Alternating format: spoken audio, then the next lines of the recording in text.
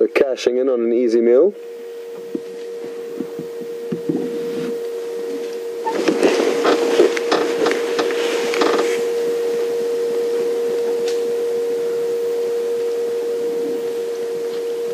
This is going to be beautiful again. She's walking straight out towards us.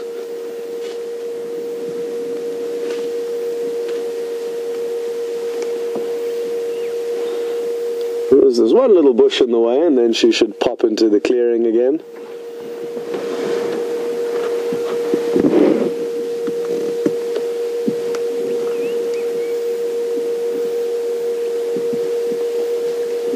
The bush is still quite quiet this morning.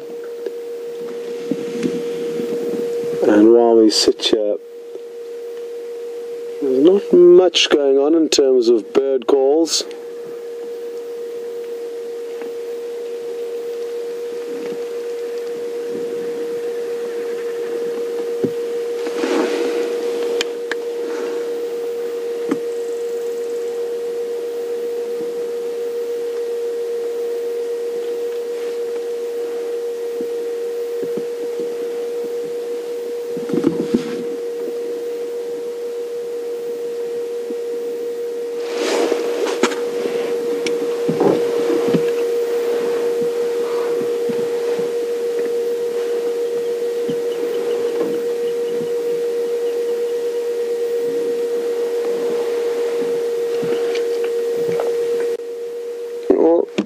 Some interesting feedback from one of our viewers called Bulleray. And morning Bulleray, thanks so much for your updates. Apparently 2 young male lion were seen at the Djuma Dam waterhole camera last night. And Bulleray would like to know if there's any updates as to who they could have been, or if we know what's going on. And to be honest, we don't have a clue, Bulleray. I'm just going to reposition ever so slightly. Because this giraffe looked like it didn't want to move for a while. Bulleray, I'm not sure. The tracks of the lion we're following, it looked like a pride. There were some big males in it, and because they crossed deep into Arathusa, I thought that they could potentially have been the Salala breakaway pride. But there's no way of being sure about that, and the only way to find out is by an update that we'll get between the drives from the Arathusa guides. So, sadly, we don't have any intelligence as to who they could be, but really interesting that they were seen, apparently, on the Djuma waterhole cam, 2 young males. And I'm fairly confident that the Salala breakaway pride do have a few young males in it. So, that could help piece together the puzzle for us. But there's been a lot of changes in the lion and leopard dynamics in this area over the last few months. So we're all trying to work out what's going on, but it's not very easy because a lot of the time the animals come through our properties before we actually get to see them.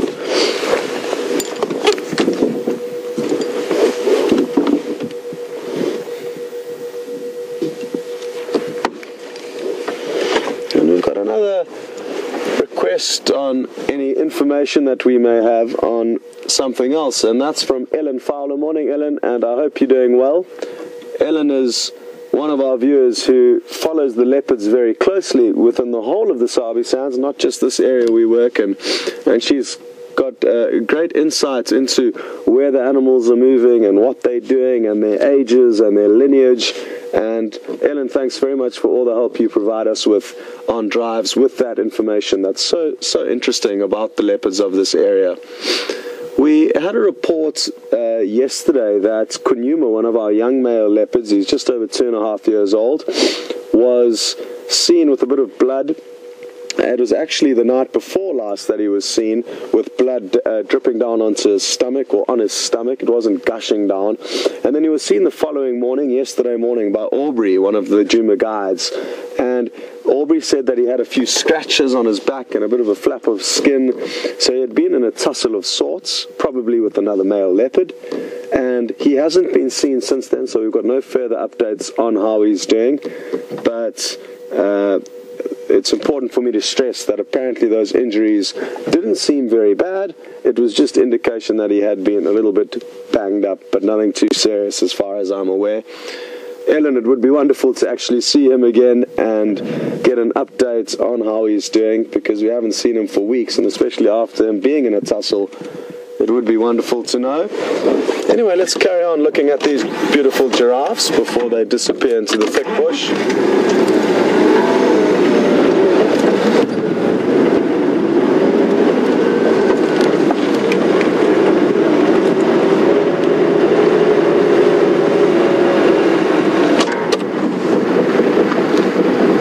Molly, and Molly would like to know if giraffes' patterns are all different, just like that of zebras.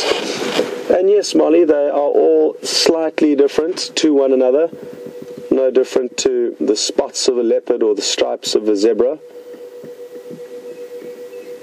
And you actually get various subspecies of giraffe. There's 9 different subspecies of giraffe throughout Africa, and my favorite one is the reticulated giraffe. So even though all the giraffes will have slightly different patterns, you do get considerably different patterns between the subspecies. And I'm actually going to get my book out to show you once the giraffe have moved off.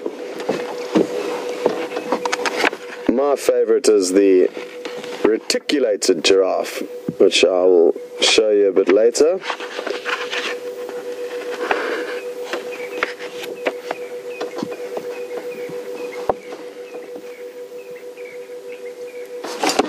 And that oxpecker is doing a great job in trying to glean all the parasites off this giraffe. What an awesome angle this is. These are red-billed oxpeckers. They've got a cousin called a yellow-billed oxpecker that we don't see here very often. They do from time to time come into the Sabi Sands, mainly on the large herds of buffalo.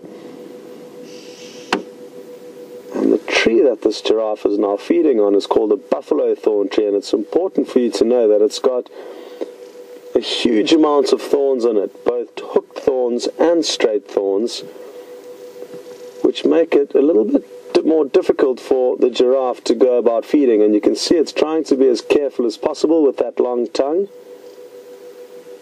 And you'll typically find that the thorny plants are the ones with the tasty leaves, and that's why they've developed this security system in the form of thorns, making it more difficult for the herbivores to pluck off the leaves. But as you can see, this giraffe is making very easy work of it, delicately wrapping its tongue around the leaves almost individually.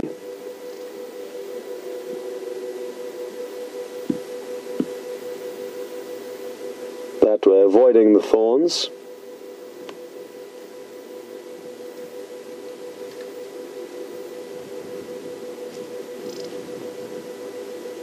What an awesome view we're having here. And we don't get to see giraffe as often as we'd like to, so this is a real bonus.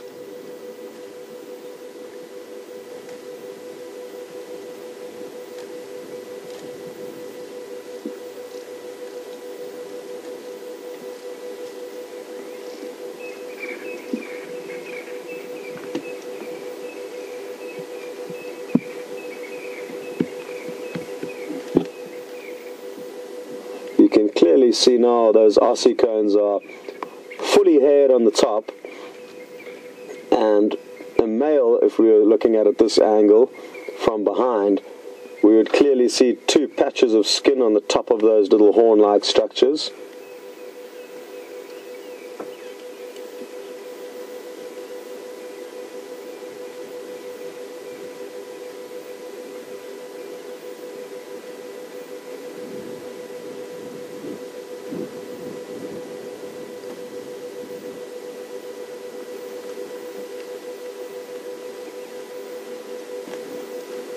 Perfect morning sunlight shining on her. We couldn't ask for much more.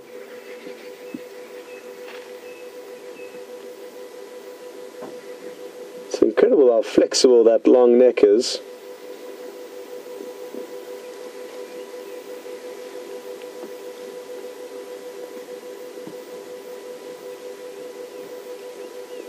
She's quite a young female, I think. I think she's going to grow a little bit taller. The other one was considerably bigger, so this one's still got a little bit of growth, I think, before she gets to her full size. We've got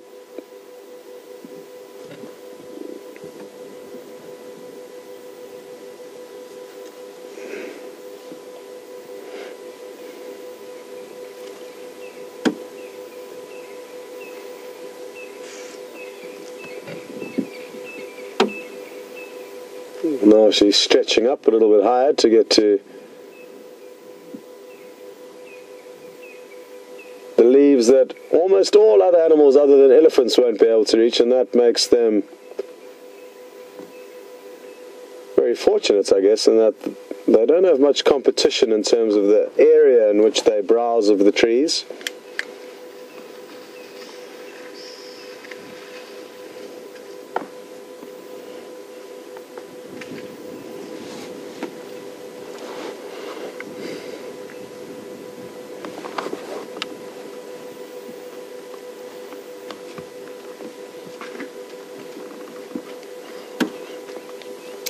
Good morning, Elaine in Long Island, and welcome on board with us. Elaine would like to know how old I think these giraffe are.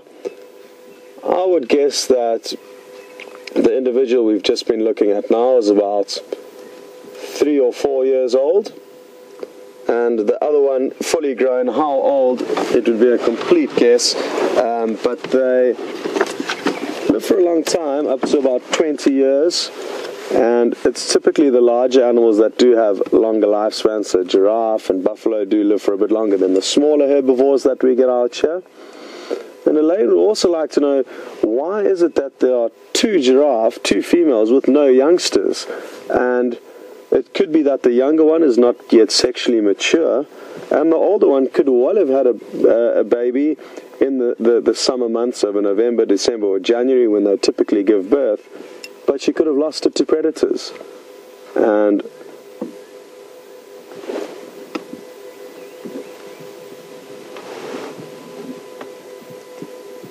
sorry, I just thought I heard something there. So I think that's what's happened. I think she would have just lost her previous calf to predators. And even leopard can kill baby giraffe. Male leopard, like Tingana, that you just had a brief glimpse of earlier this morning, have been known to kill baby giraffe. And lion will certainly make short work of a baby giraffe if they get the opportunity. So even though they're born with a height of about 2 meters, they lack the experience and speed and skill to evade predators.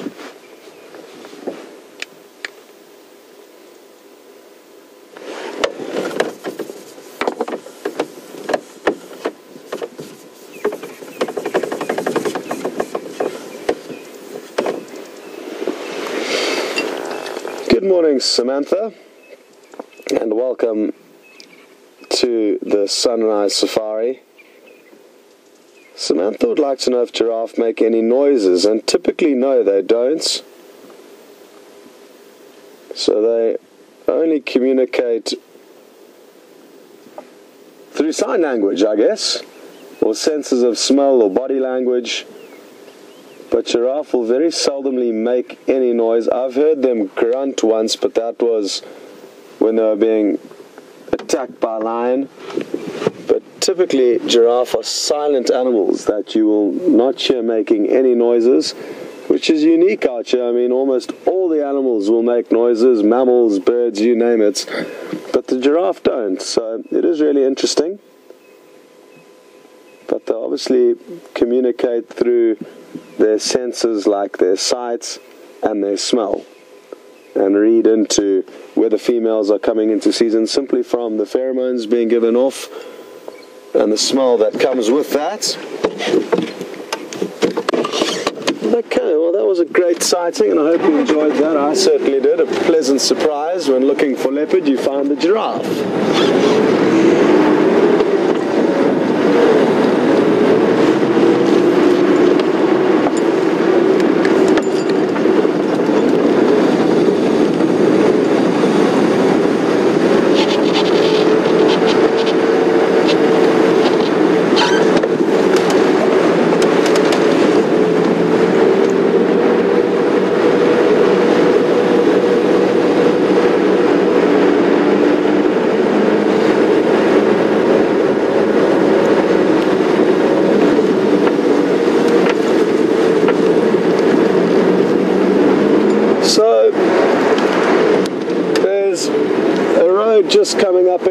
where Tingana, the male leopard seen earlier on drive very briefly, could have popped up onto. So we're going to check there, and if we don't have any luck, then we'll come up with another plan. And it's not uncommon for plans to change constantly whilst on safari, and you can start your morning before you've even left the base saying, well, I'm going to go here and you go and check there. And just like this morning, I just left and came across the lion tracks, so had to change course and ended up heading into Arathusa, which was the opposite direction I planned on going. Here we've got a great opportunity to show you a very, very pretty bird. It's all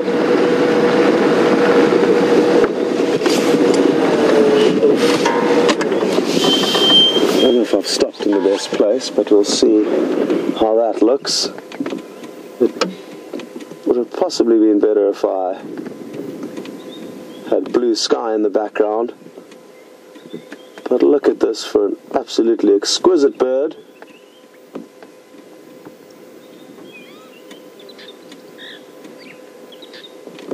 It's a very cold lilac-breasted roller, and you can see how it's got all of its feathers ruffled up. Well, it did. Oh, what's it doing? Has it found something? No, it just wanted to go and land on another perch.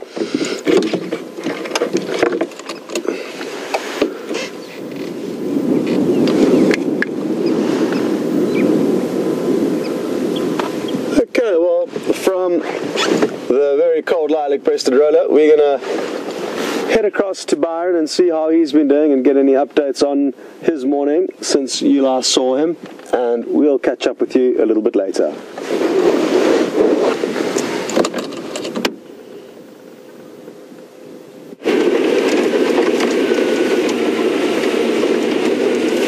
Hi again everyone, welcome back. I hope you enjoyed those giraffe with Scott. Always wonderful to see giraffe moving through the bush. Beautiful, beautiful, elegant animals. I heard he also got to see a lovely lilac-breasted roller. Amazing bird, so many different colors. I think it's about 7 or 8 different colors on that bird altogether. We've been driving around trying to see if we can spot anything else. It's been a little bit quiet for the last 20 minutes or so. A few more steenbok running around. But after this morning, after this morning's excitement,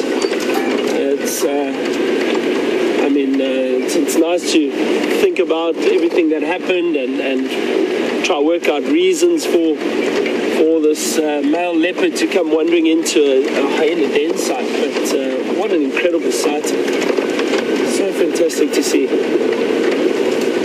And again, I mentioned earlier, I love doing this so much because you never know what you're going to see or what you're going to or what's going to happen. You know, the bush has the ability to surprise you all the time, which is just so exciting. Really enjoying my first drive with all of you this morning. It's great to be able to share this with people from all over the world.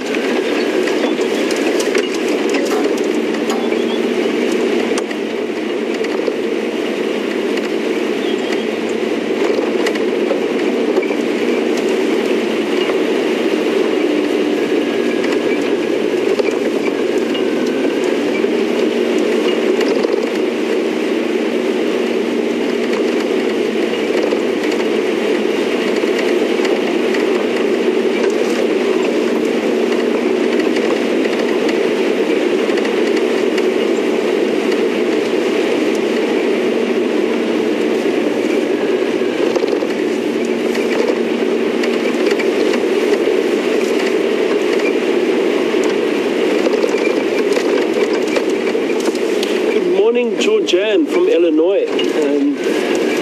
Georgianne asked an interesting question regarding the leopard that came in this morning, that we saw this morning. We think is a leopard named Tingana. And he's potentially trying to take over territory from a leopard who's dominant on this Djuma area in Vula. And Georgianne's question is, how far would the leopard who is pushed out of a territory move, and if he would hang around on the perimeter of the new male's territory. It's an interesting question, Georgian, and fortunately, as I mentioned before, I have worked in this area for many years, and I've been fortunate enough to see a lot of leopard activity and behavior. Often what happens is when an older male is challenged by a younger male, and that leopard is then pushed out, occasionally just to go through the bit of the process, what happens is these males, if they meet up on the border of their territory, or one male comes into the territory of another male who may be challenging for their territory, what often happens is it's more of a display than an actual fight. They will walk up and down, they salivate a lot, they growl, they scent mark. All of these signs are signs to intimidate the other leopard, to try and push him out without fighting. I mentioned earlier with the hyena and how the leopard would avoid confrontation with the hyena. Same with other leopards. Leopards do not want to get injured, so there's no reason for him to try and fight if he has other means of chasing a leopard out. It's as to how far they would go, this is a bit tricky. If old males get pushed out by younger males or new males coming into their territory, what will often happen is those leopards become nomadic. So they will just constantly move around trying to avoid other leopards and other big males' territories. So he may linger on the perimeter of the new leopard who has come into the territory, on his territory, and kind of try and find a space where a dominant male doesn't really occupy that area. Or they may move up to 10, 20 kilometers away. It all depends. But as I mentioned, they are nomadic, so they'll move around a lot, just trying to avoid other leopards.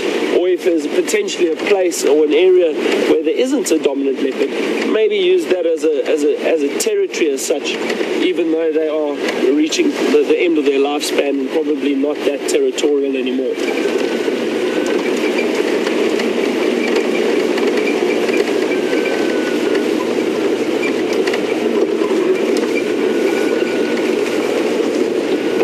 Starting to warm up here this morning. The sun's shining down on us. Such a beautiful day, and it's really warming up. This always reminds me of a really funny story with a friend of mine who was also a guide. He was out one winter's morning, and as we know, and you can see how covered we are, we've got layers on. I had gloves on this morning, and they were out on a morning drive, and it was very chilly. The blankets were out, the hot water bottles, everything you need to stay warm on a game drive, or morning safari. And they stopped and they were watching giraffe, very much like Scott was doing earlier. And he was talking to the guests about what was going on, but while this was going on, the sun was warming them up, and it really is so peaceful out here, especially with this warm sun beating down on you on a cold. It's such a wonderful feeling, and it's quiet on the and all.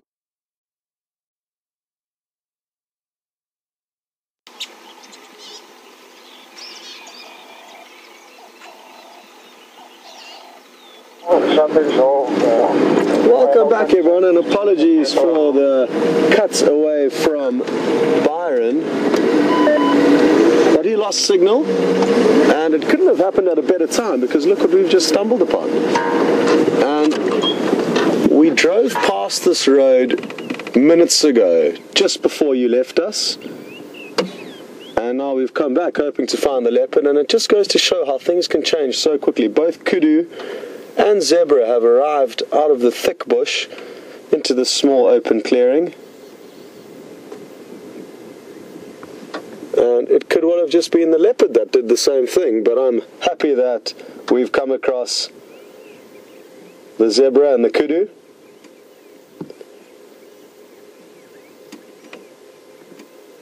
And again, when you find animals that you're not looking for, like we have now, it provides us with a great opportunity to enjoy other beauty that exists out here.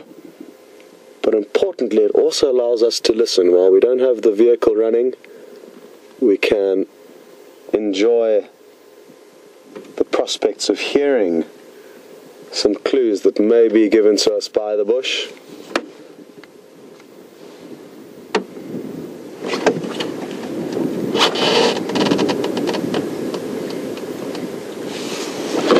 I'm just going to try and reposition ever so slightly and get us a bit closer.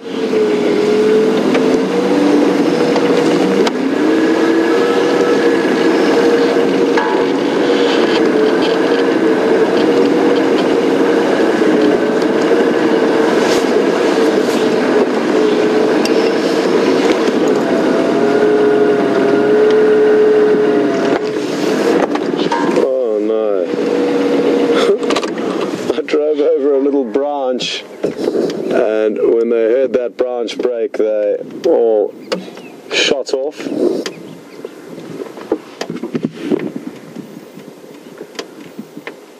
There's quite a few zebra here on the fringe of this thicket. Oh, look at this.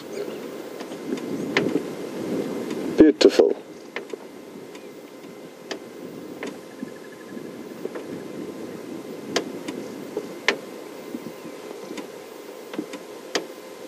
We've been really fortunate in that this dazzle of zebra have been spending quite a lot of time here on Djuma, and it's an animal like the giraffe rather that we don't get to see very often, and they're not very highly populated in this area of the Sabi Sands because of the lack of short open grassy plains, which is the habitat they prefer.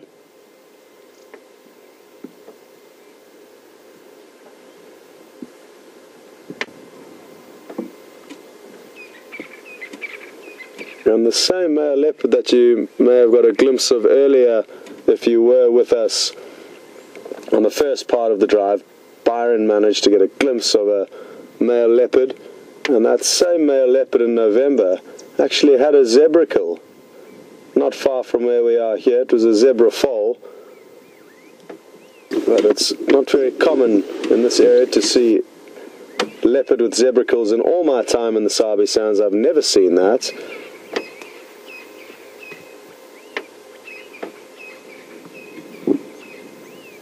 And zebra will even be known to chase leopard and bite them and kick them if they do get caught out by the zebra.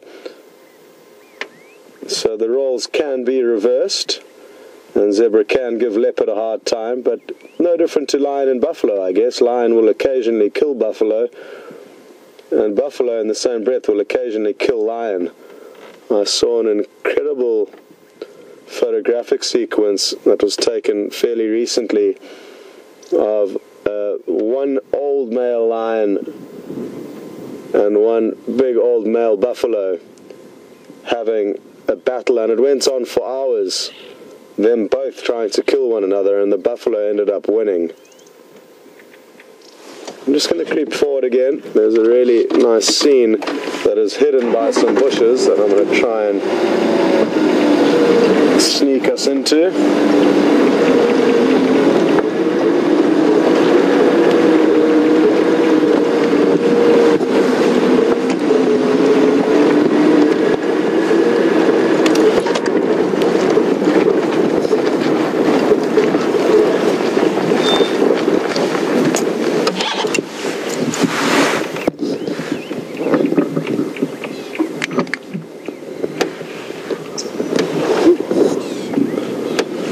Sadly, they all appear to be heading off into some quite thick bush.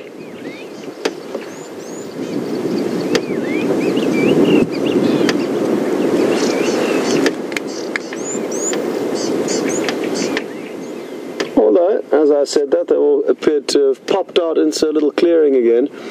Not uncommon for different species of animals to move together through the bush, and it just increases their safety because there's more eyes and ears. They all collectively are essentially working against the predators.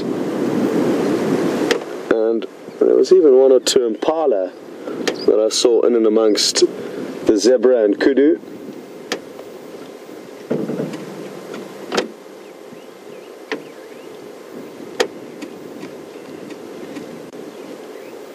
And it appears like the kudu are leading the way and the zebra are following.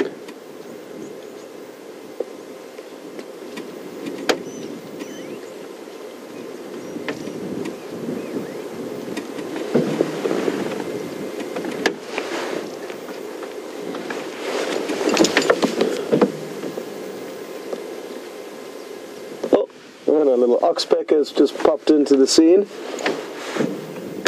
and you can imagine how ticklish and almost intrusive it must be to have a little bird digging for ticks in your ear. If the kudu can resist the initial reaction to chase the oxpeckers away, it'll allow the oxpeckers to get at ticks that the kudu would have no way of removing itself.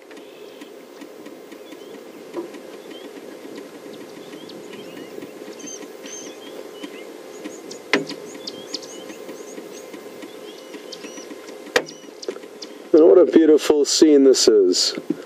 The zebra and the kudu enjoying the morning sunshine here. And a lot of beautiful scenes we are having this morning.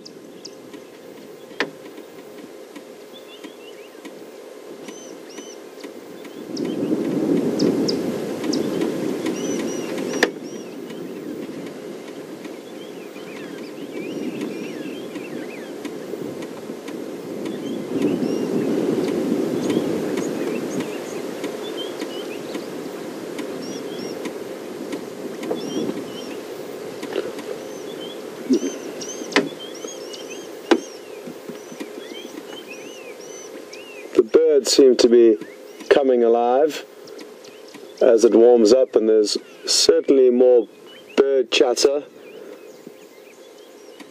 that we can hear at the moment, so it's turning out to be a wonderful, wonderful morning here, full of life at Djuma. And I hope you all enjoying being on board with us on this sunrise adventure.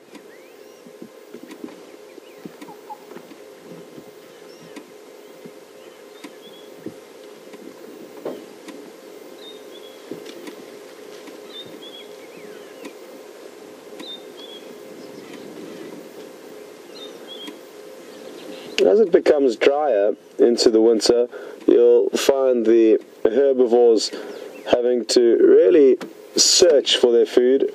As we can see with this individual, it's really getting in and amongst those dry, dead branches, looking for any remaining morsels of goodness.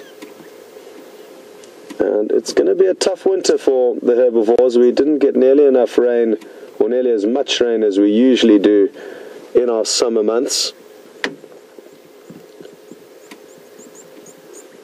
And it's definitely fair to say that it's drier and more harsh than it would normally be at this time of the year, which is good prospects for the predators, because it's going to be, or there will be, a lot more easy pickings as the herbivores lose condition towards the end of winter. Just going to reposition now to allow Phil a chance to try and show you this kudu.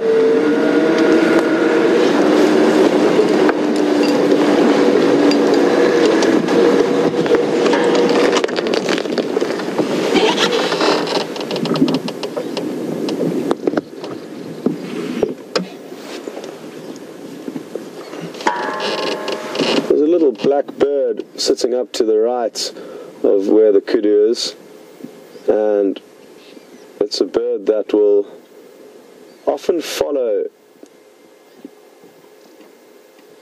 the kudu, and we'll watch closely in the area of the kudu for, that's the oxpecker that Phil's found now, but there's Another blackbird called the fork-tailed drongo up to the right that will follow large herbivores, knowing that they will chase up little bugs and insects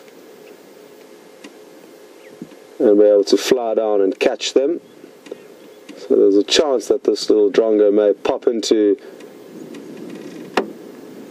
screen at any moment, swooping down to catch some prey.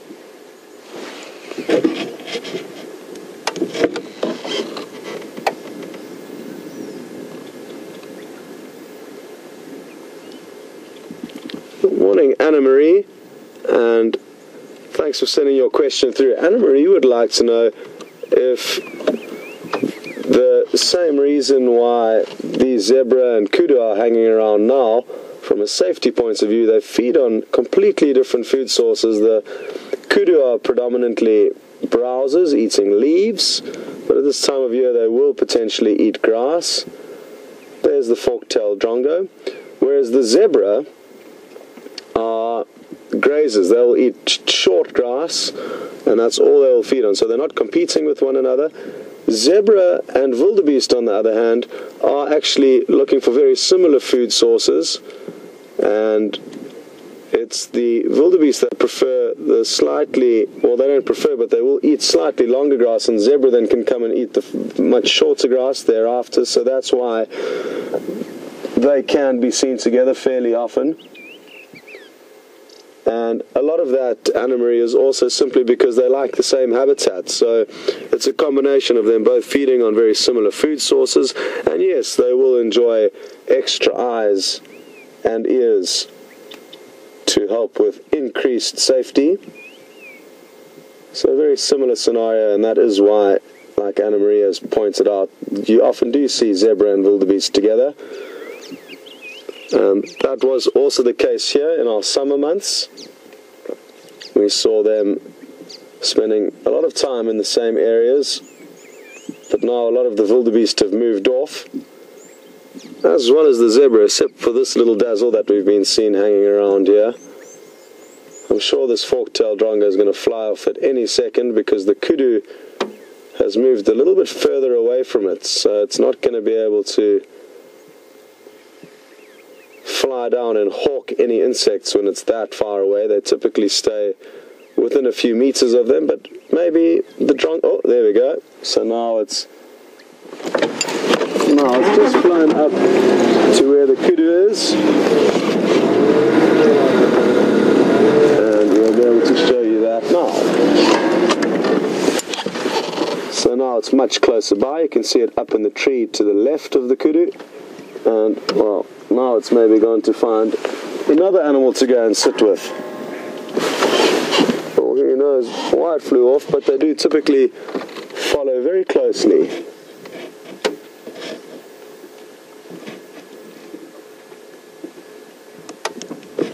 Dark Speck is just going along for a ride now, and has probably also had enough to eat for the time being, is now enjoying a ride on the kudu.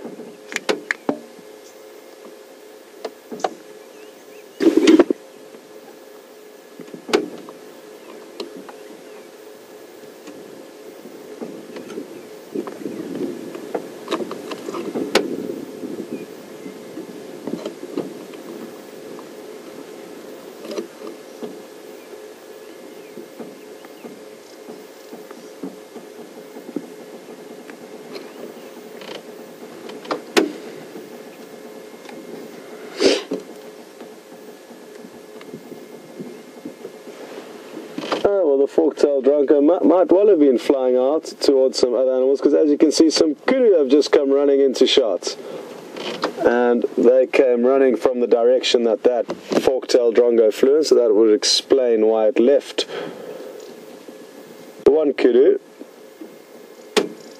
in the hope of finding another animal to flush its prey from the grass. And just like that, 3 more oxpeckers have arrived on this one kudu, and I think they flew off the kudu that were running past.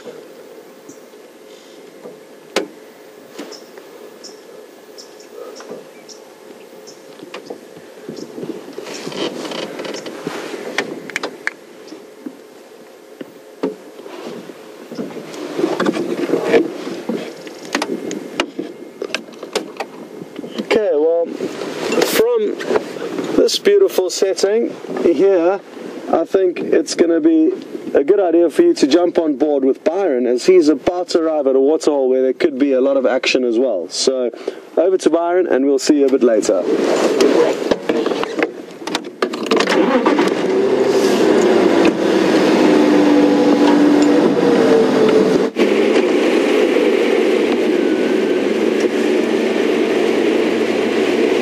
Again, everyone. Sorry, I think we seem to have lost you earlier.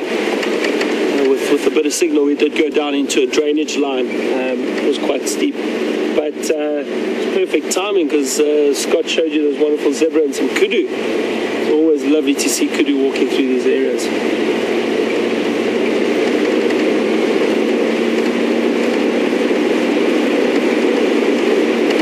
Back to the story I was telling you about the guests and sitting on the back and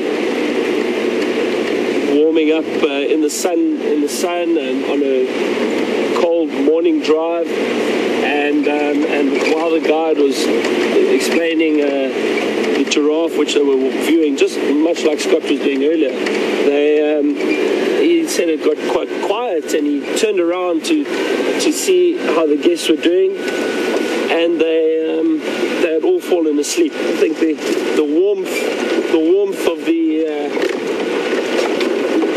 the sun and the peacefulness of the bush just put them into a very relaxing state, and they all dozed off quietly, and they sat for another 20 minutes and then carried on going. We've just come to check one of the water holes.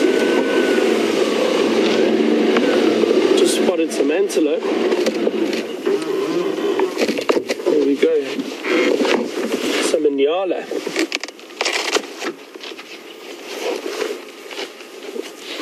Definitely one of my favorite antelope in this area. They are very, very beautiful antelope, and generally quite relaxed. They are heading towards the water hole now, and all animals, when they do get closer to a dam or a water hole and they're looking to drink, they are very, very wary and very careful, because a lot of the time predators do like to hang around close to water, because they know animals are bound to come drink at some point. But all animals are just always very careful and extra alert when they are walking towards water. And 2 beautiful female Inyala.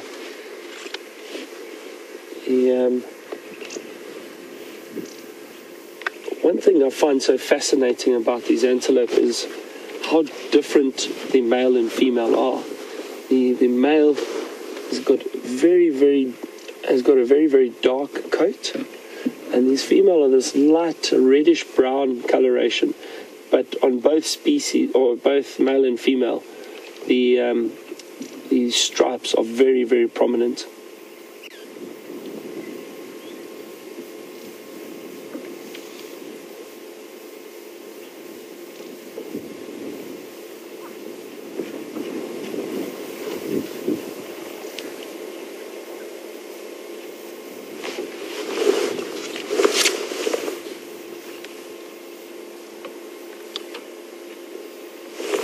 Beautiful bird life around here too.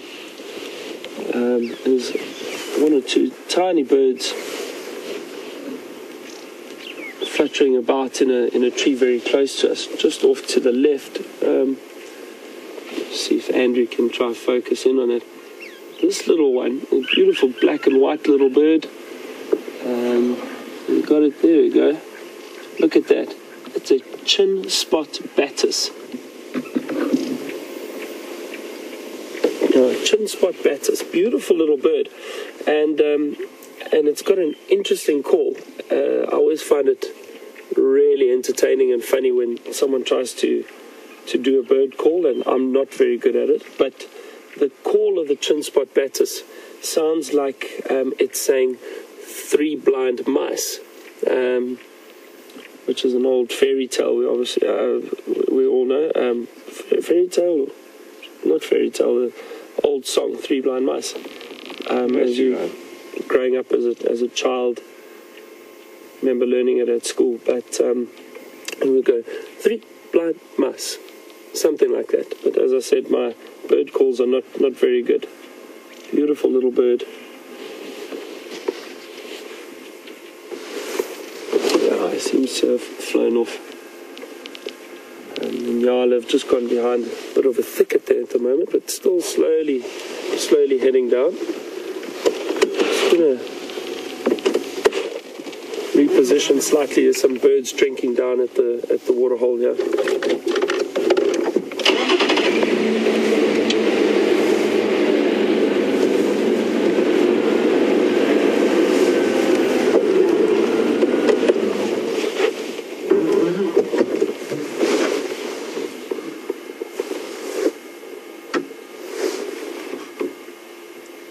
There's a lovely blacksmith lapwing. It's wading through some of the water and drinking a little bit. Not sure if you just heard that call. It was a grey go-away bird. I'm not sure who decides on some of the names of the birds, but the grey go-away bird is part of the Turaco family, and it just flew past and gave off a bit of a call. But it sounds like, a lot of the time when it does call, it sounds like he is saying, "Go away, go away." So that is where the name grey go-away bird comes from. There we go. See that beautiful crest? Even though it's quite uniform grey colour, it's still a beautiful bird. These amazing calls. And they do in fact warn you if there are predators around. And that's kind of where the go away call or sound, or how people thought it originated or why it does that, is it would warn you if there are predators, and it would say, go away, almost warning you that there's potential danger around. They often will call if they do. I've seen it a couple of times with leopard walking through the bush, and if you've only just joined us, we managed to see a leopard briefly this morning, so it's quite interesting. But with leopard walking through the bush, you can get these grey go-away birds flying in above them or sitting in a tree close by and giving that alarm call. A lot of animals or birds will alarm call at a predator. Even if there isn't a direct threat, they would still alarm call purely because it is a predator and that it needs to, or they try to get it away from them because it is danger. Oh, there's another really beautiful bird off to the right. Lower it down. Let's see if Andrew can get it. There we go. Beautiful red face. It's a black-collared barbet. Black-collared barbet. Beautiful red face there, but you can see that very clear black band around the throat or the collar. That's obviously how it gets its name, black-collared barbet. These birds are really interesting. When they call, it sounds like it's one bird calling, but it's actually a duet. It is always a duet. A male and female will call together. The one bird will make a single sound, and immediately after the other one makes a sound. And it happens so quickly, it sounds like it's a single bird making that call, but it's actually two of them, which I find very interesting.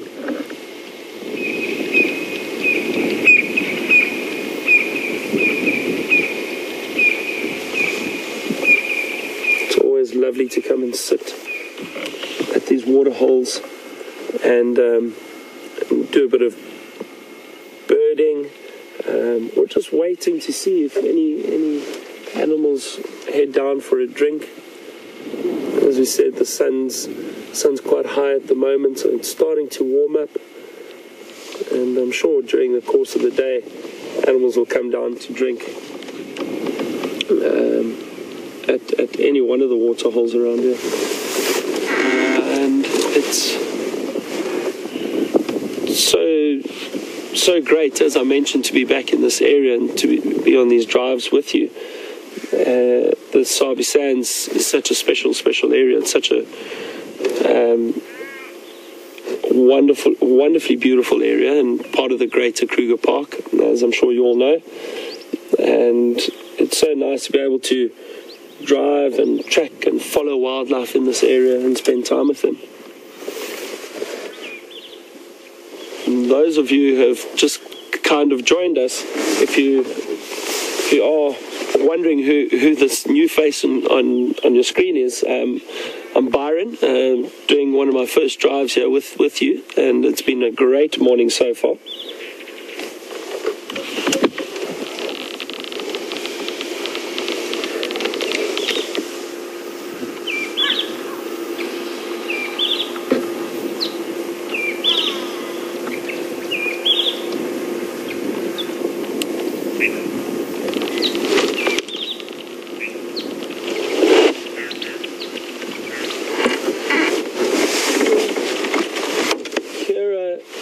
Kira in Italy, all the way from Italy.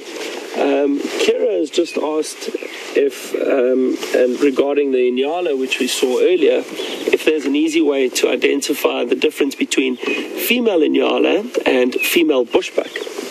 I've got a book here quickly, which it's always a lot easier, I find, to explain when you've got a visual aid, and to show the difference between the Inyala and the bushbuck. Just quickly, if I can, just give you a bit of background on the Inyala and the bushbuck. So it's not uncommon for people to get confused between these antelope. Actually, there are three antelope which are quite similar: the kudu, the Inyala, and the bushbuck. And the reason for this is they actually form part of the same tribe. They're all very closely related. And if you have a look at the kudu, Inyala, and the bushbuck, they all have got very clear white markings on the body. The males all have spiral horns the kudu obviously have those big, almost corkscrew-like horns which twist and turn. But the male Inyala and the male bushbuck all have a slight twist in their horn and a turn. So that's one reason. The markings, the white markings, is another reason. So they all look quite similar.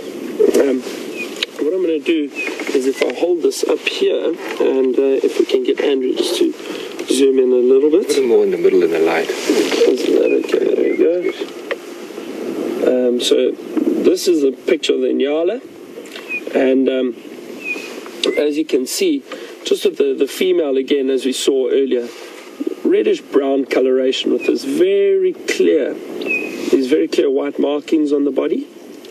And then if you have a look at the male a little higher up, you can see how different they are. The male's got this reddish brown coloration just on the lower part of the leg, but very grey body, or dark grey, but you can see those white stripes, and a very hairy male.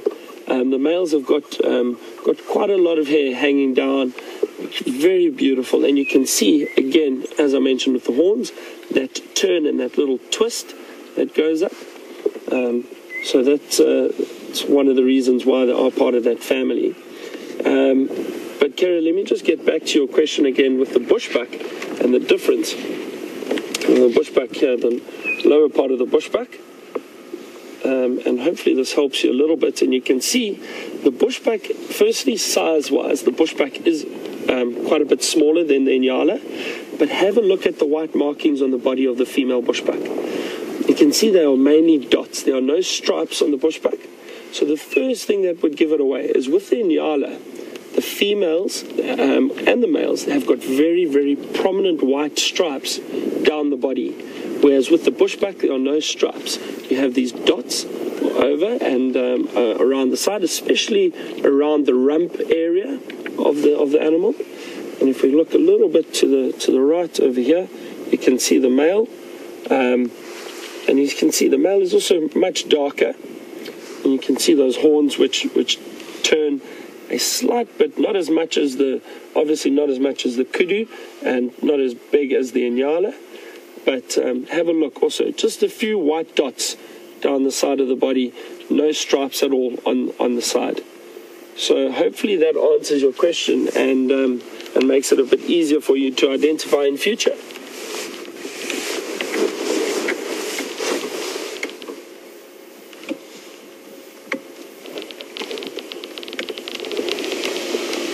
There we go, the female Inyala has just come out into the open again.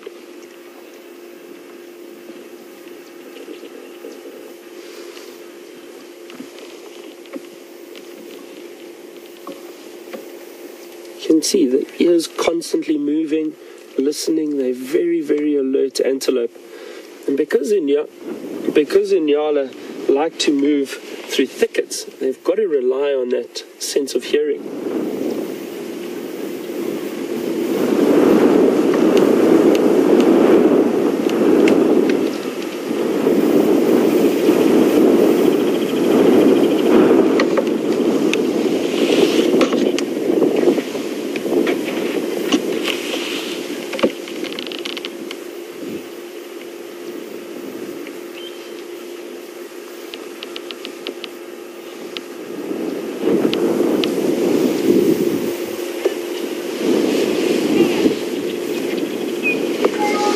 Just a reminder, this the waterhole we are sitting at is the Djuma waterhole, and there is a live camera on the other side of the waterhole, so you can tune in any time and see what makes its way down to the waterhole, especially in the evenings. And apparently this morning on Twitter we did hear that 2 young male lions came down to drink here very, very early this morning. So that's again, you never know what you're going to see, and it's worth checking every now and then. And thank you very much for all those updates we do receive on Twitter. It's always wonderful to know if our viewers have been tuning in and have been watching some of these water holes, and they let us know if they've seen anything, so that we can head straight there and try follow up in the morning on our sunrise drives. It could be as big as a leopard or a lion lying in the shade of a tree somewhere close by. It's always good just to scan and listen. You can see, watch how careful this Inyala is.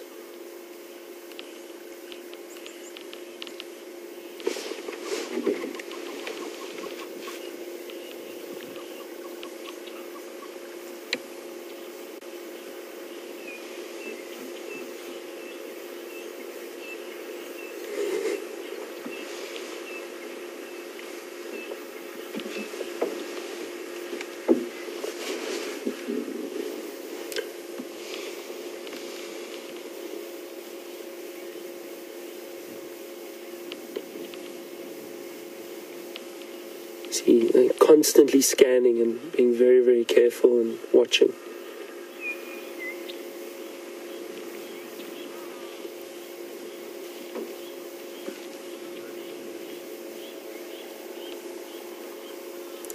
And just a reminder again, if you've got any questions or any comments you'd like to send through to us, if you're on Twitter, hashtag Safari Live. Alternatively, you can email us on questions at wildearth.tv. Just had a comment from a friend of mine, and as I mentioned, we probably have quite a few new viewers this morning.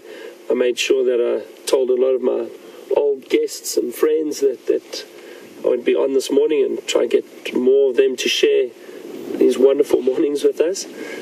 And so hello to Warwick. I'm sure he's stuck to his computer watching with us.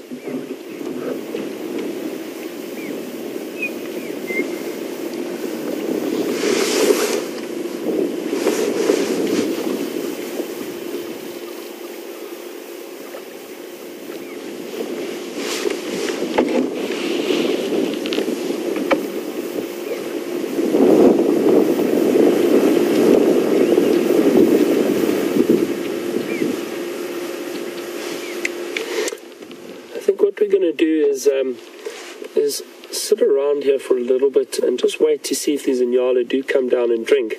They're taking their time again. They're very, very careful, and they just want to make sure that they are safe. I think Scott has got another beautiful bird with him. Why don't you go across to him and just see what he has got, and we'll join you shortly again, and we'll hang around here for a while.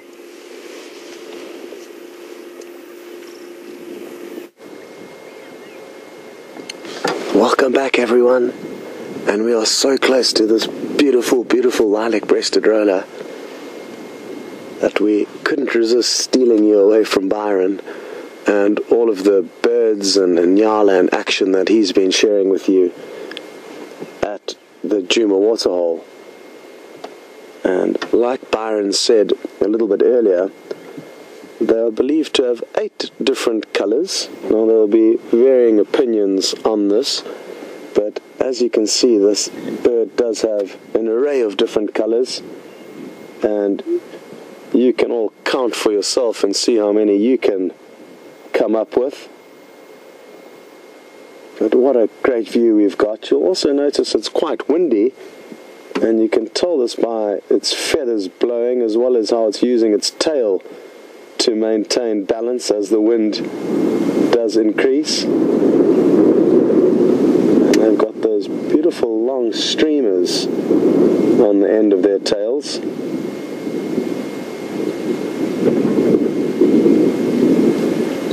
Absolutely beautiful. Still, despite the sun being quite high up, the cool air with this wind is keeping it quite fresh and crisp this morning, and that's why I think this lilac-breasted roller is so relaxed with us being nearby, because it would rather stay here on its perch and bask in the sun than fly off.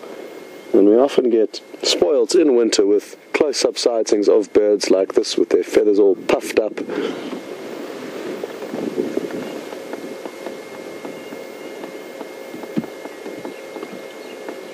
It's my mother's favourite bird, so I hope she's watching this, because we don't get much better views than this.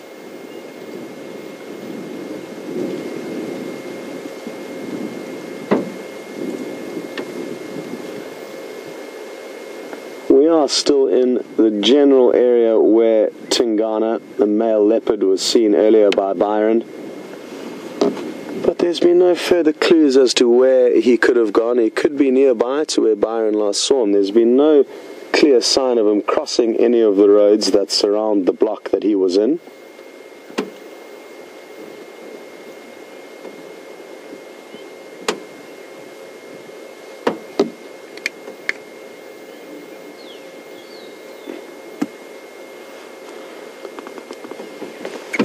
Nikki in Final Control says she's counted 7 colours, and she's interested to know if any of you, the viewers, have managed to count 8.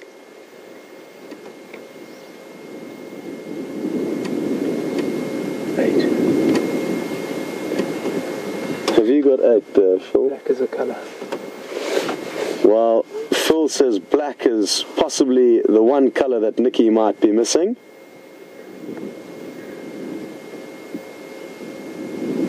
And I'll be interested to know all of the exact terms for the different colours, because technically There are very precise terms for precise colors, and like I said, I'd be interested to know what exactly these colors are. The color on the top of its head would be one of the most difficult ones for me to identify. It's a greenish tinge, but green is certainly not the color that is on the back of the head, but there's a very slight green tinge, and I'm not sure what the exact correct name for that greenish color is.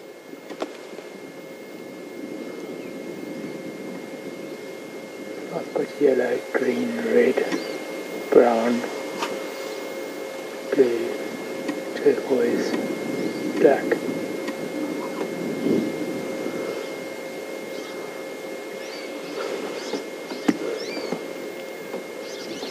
White. There will be white on it under its wings, certainly, so that also may be a color. And also on its head there are those little white speckles and flecks under its chin.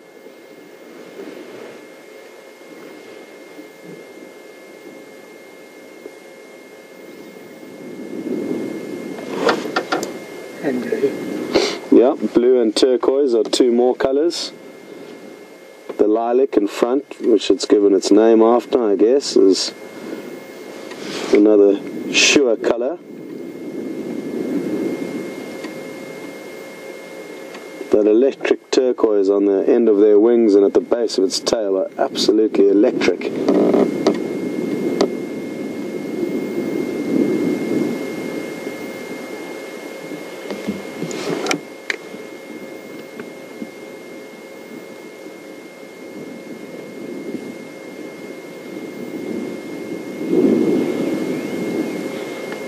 Okay, well, it sounds like Byron's found another beautiful bird that he would like to share with you. So we're going to link back to him and guarantee that you will enjoy the parrot-like bird that he has in shot for you. We'll see you later.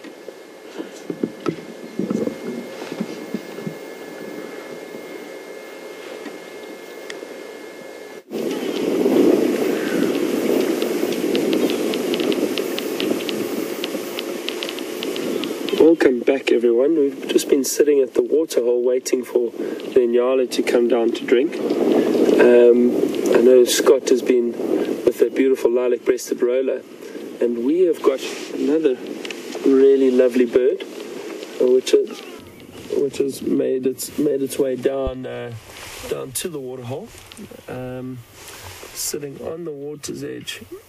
It just flown off. Yeah, it flew off. It's just flown off. Yeah. The grey go-away birds are still there, but we had an African green pigeon that came down to drink. He just flew off. It just missed him. Also a very, very beautiful bird. And great to see those Inyala eventually come down to drink. It's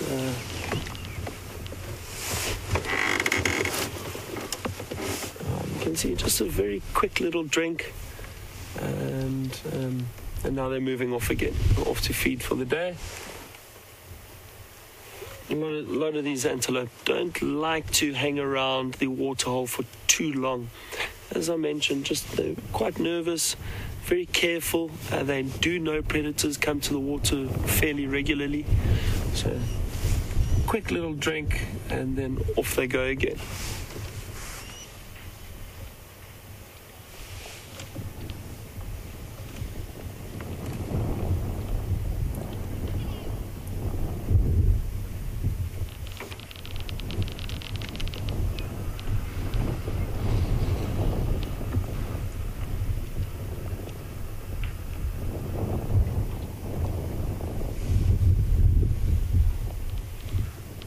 Nice cool breeze flowing or blowing just over this dam wall that we are sitting on at the moment.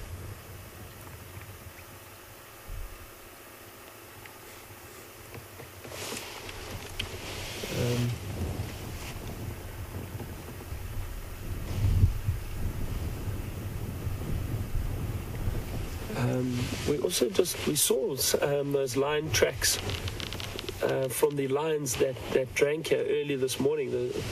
Apparently, one of our viewers let us know on Twitter that they were around the waterhole early this morning. We did go and have a quick look just to see if we could see where they were or where they went to. It looks like they moved off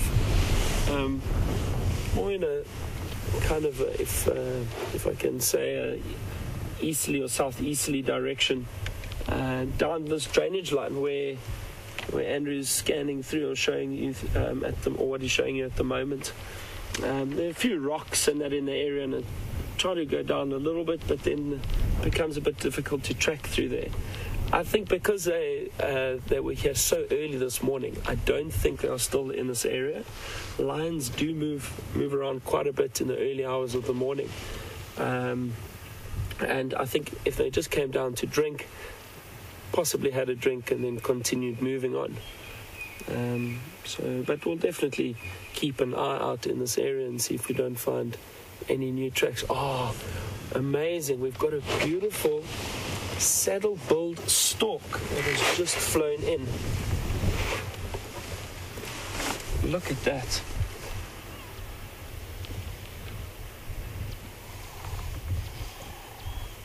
Really beautiful bird. Look at that beak, just incredible. And you can see that clearly now, that really yellow saddle on the top of the beak, and that's how it gets its name, the saddle-billed stork. Very prominent yellow saddle, what looks like a saddle, on top of the beak there.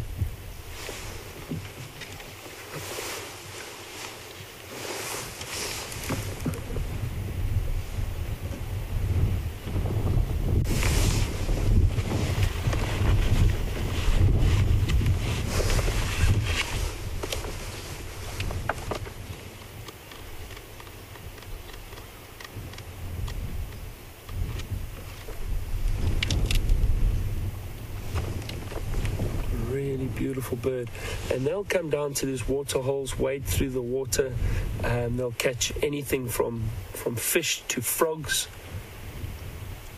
Stick that long beak in the water, wait for something to swim past, and then grab it. They're very, very quick, and their eyesight's great that they can see into this dirty water, and they'll often feel with their feet as they're moving along, so they can pick up on any movement.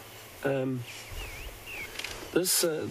one that we are looking at the moment, and I'm not sure if you can see clearly, but this is a female.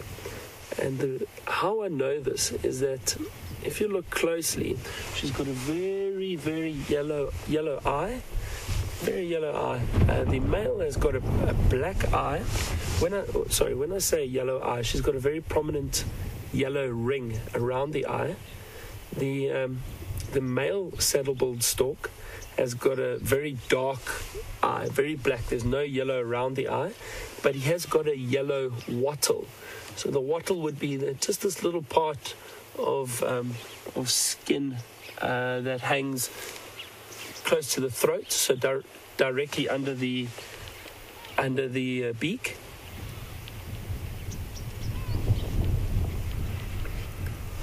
So this is the female. We're going to possibly move on from here now. I think Scott has got something quite interesting he'd like to show you. So let's cross back to Scott and we'll see what else we can find around here.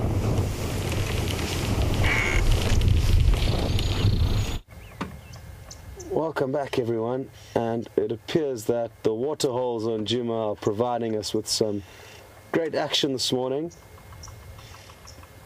I heard the parrot-like green pigeon flew off just before you got to Byron.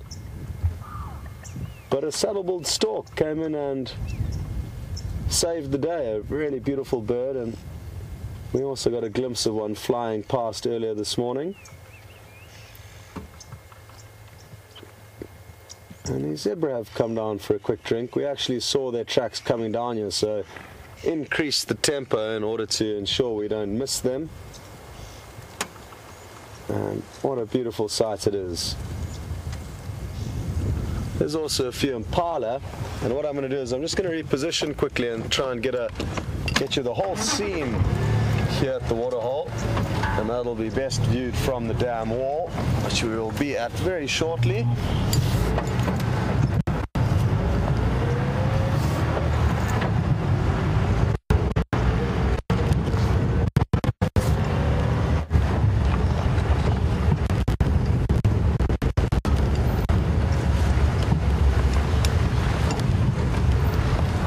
Allegedly 2 honey badgers seen here yesterday by Aubrey. It was apparently an adult with a young hyena, honey badger.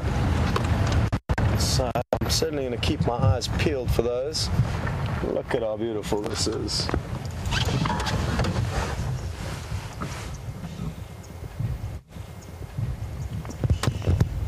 And again, safety in numbers is being shown to us here, both the impala and the zebra making the most of one another's senses. And while some are drinking, others are heads up looking around. How they work that out is possibly just through default, I'm not too sure, but it does bode well for their safety.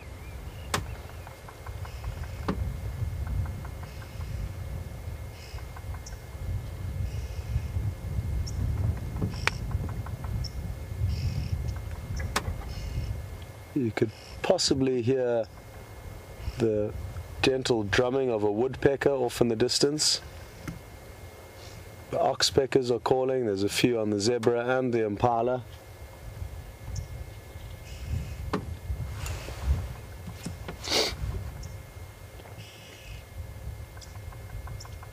And while we watch the impala closest to us drinking, it's displaying its metatarsal glands, which are the 2 little black blobs on its heels, very well. And there was a question a few days ago about these glands, and they are unique to the impala in terms of the animals of this area. And as they run off and bombshell and scatter, if they are chased by anything, these glands will leave a scent trail so that the herds can follow the trail back to one another after they've regrouped after their fright.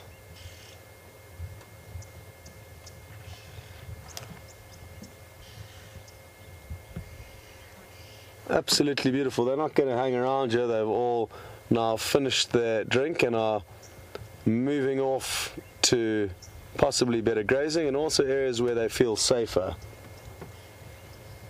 This essentially is a high-risk area for any of the herbivores. And there's just 1 or 2 more impala getting their last few sips in before I'm sure they too will follow the rest of this bachelor herd. Oh, look at that young impala showing a little bit of interest towards the blacksmith lapwing as it walked past. I thought it was almost going to chase it off at one stage, which is the little black and white bird we can see on the water's edge.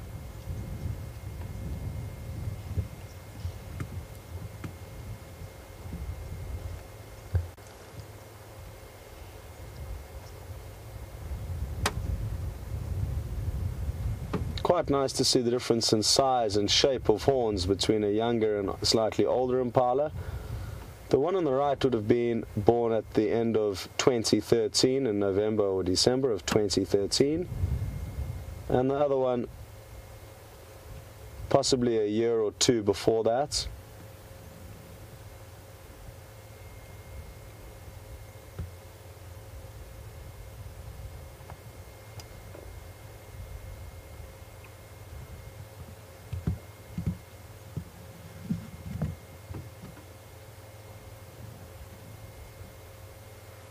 Look at how cautious they have to be.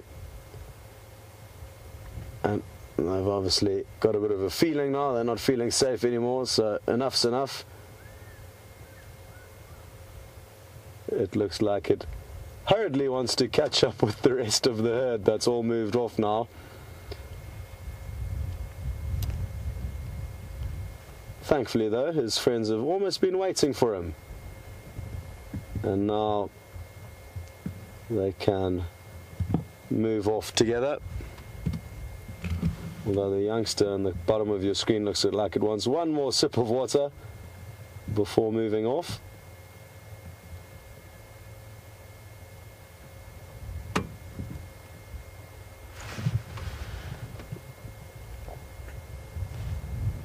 Well, what a morning it's been.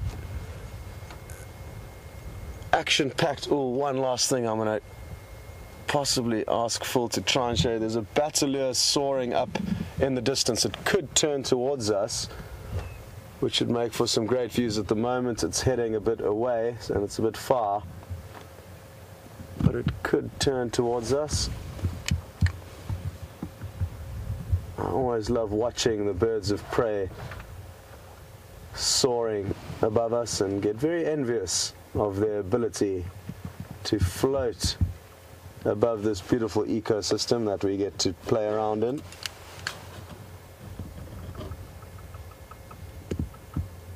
But it's sadly veered off too far to appreciate their beauty.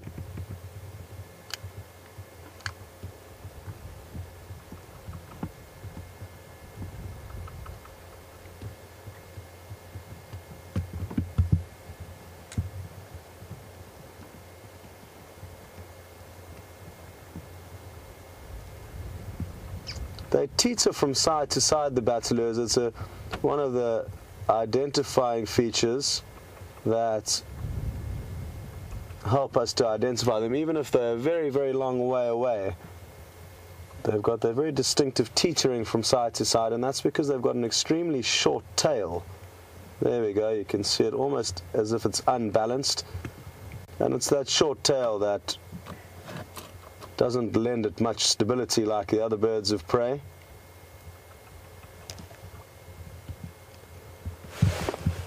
Great, well, like I said earlier, we've had action-packed morning with so many different animals and birds, and I hope you've all enjoyed the action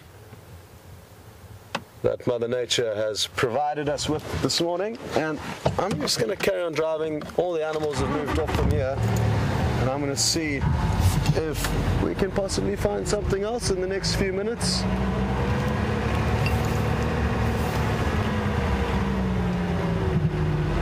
And I'm sure you've all been thoroughly enjoying having Byron take you on safari. He's a great guy, and I have no doubt that you've been having a good time with him.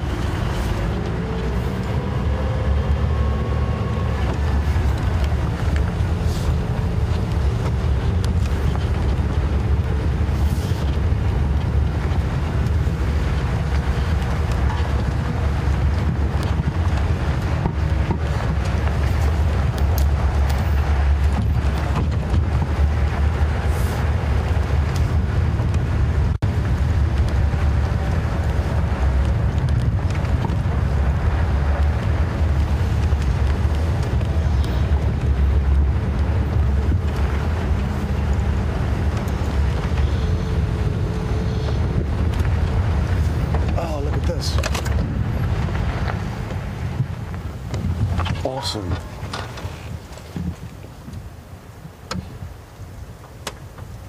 This looks like a little Gabar goshawk, and we seldom get this close to them. Absolutely awesome. It's quite a small raptor, not much bigger than a grey go-away bird, which is a bird that we see fairly often. And what I'll do is I'll pull it up in the book quickly to show you it just before we go across to Byron.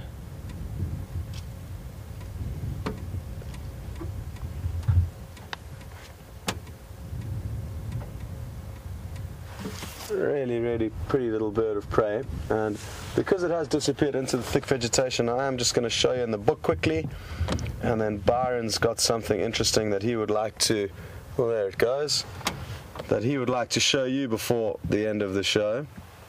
So here at the top right is the Gabar goshawk, and it's got that distinctively grey head and striped or barred chest that we saw.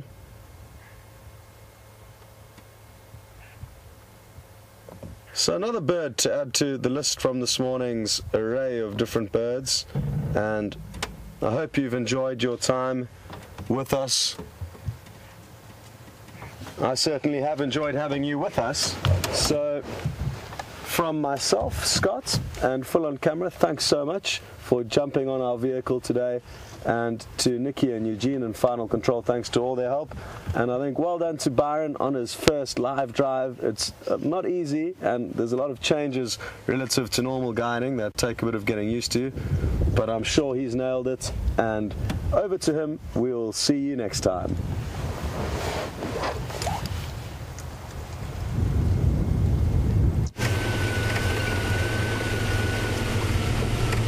Welcome back, everyone. We've just found something very interesting. Let's see if I can get a clear view of it for you. Two side-striped jackal moving through the long grass. They're a little bit skittish. But hang on a second. Let's just see what we can do here. There we go. Getting them moving.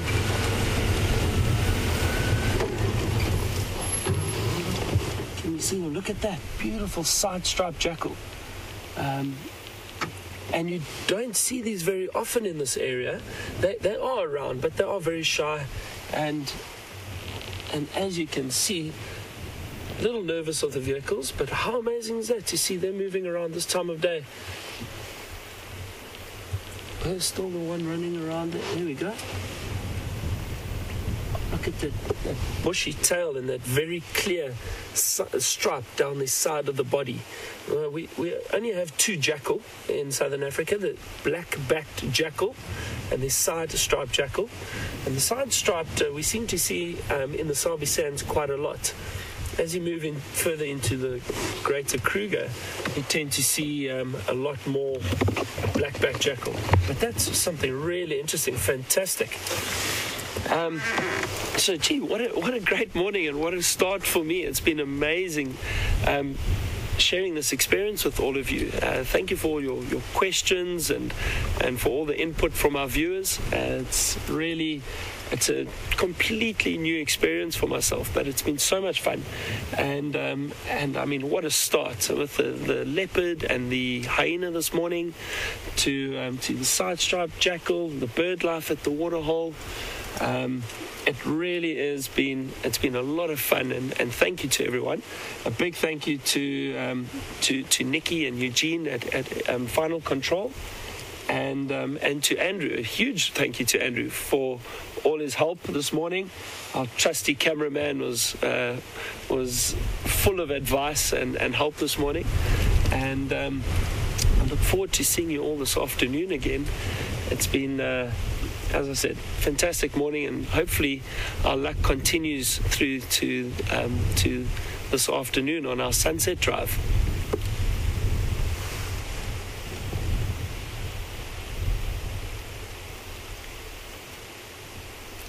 So we will say farewell, and we'll see you all later.